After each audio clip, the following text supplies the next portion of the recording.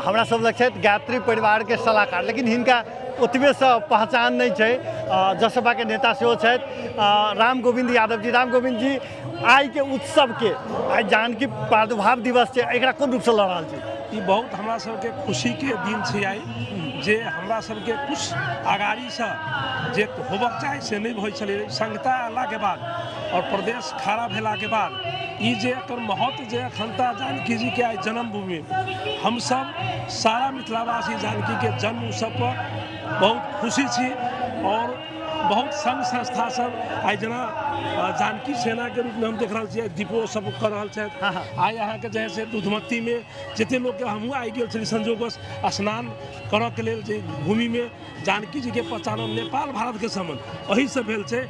आई बहुत खुशी छे और एक और मधुर संबंध सेहो रहक चाही हमरा सबके, और विकास सेहो और होबक चाही से हमर शुभकामना है संपूर्ण मिथिलावासी के। आई के दिन भव्यता रूप से घर घर में दीपावली सेहो आई मनाबक चाही, प्रत्येक घर में से हमर आग्रह छे अपने के।